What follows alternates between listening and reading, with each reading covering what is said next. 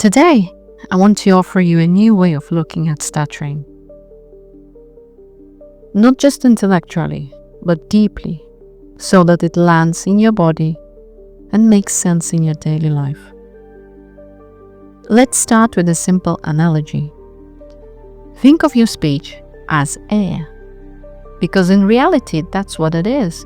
Your voice, your sounds, your words, they are all carried by your breath. Now imagine this. When you stutter, it's not because something is broken in you. It's not because your flow doesn't exist. It's because your natural flow of air, your natural expression is being constricted.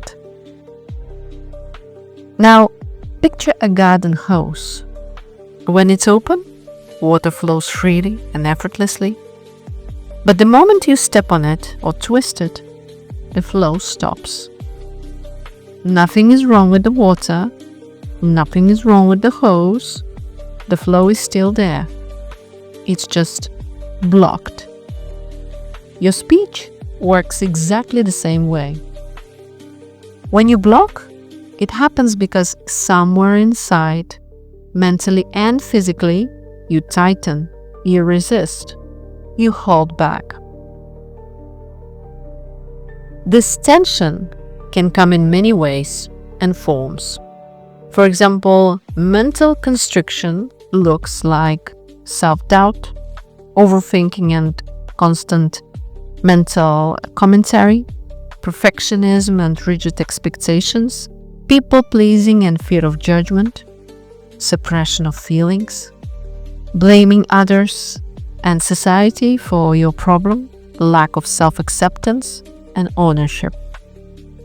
Now, physical constriction can show up as tightened jaw and throat, shoulders pulled up or frozen, lump in your throat, holding your breath even when you're not speaking, pushing, forcing, trying not to stutter, fighting against yourself. Now, remember this. Where there is constriction, there can be no flow. And when there's no flow, this is when stuttering happens. Now imagine the opposite, a state of relaxation, both mental and physical. This is what I call the state of flow. The state of flow is about trust instead of control, openness instead of holding back, expansion instead of contraction, curiosity instead of fear, presence instead of overthinking. From this state, you don't try to speak. You don't try not to stutter. You simply allow. Words flow through you effortlessly and naturally. And I'm sure you have experienced this before, haven't you? Those magical moments when your speech was smooth and free, when your mind was distracted, your body relaxed, and suddenly there was no trace of stuttering, no holding back. I want you to know that this was not an accident. This was your natural flow revealing itself to you when you stopped resisting and constricting. There is really no mystery here, no secret technique, just two truths I want you to tattoo in your awareness. Number one, when you are constricted mentally and physically, you block. That is the essence of stuttering.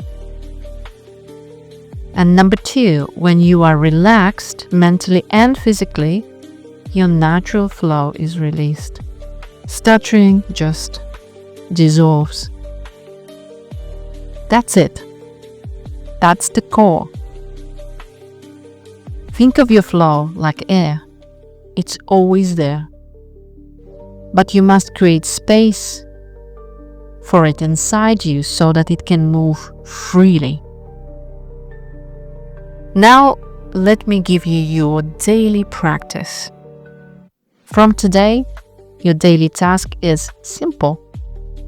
Become more self-aware. Notice where and when you slip into your habitual state of constriction mentally and physically, and then learn to release it intentionally, on purpose. How? By softening your jaw, your shoulders, your breath. By opening up, let your chest expand.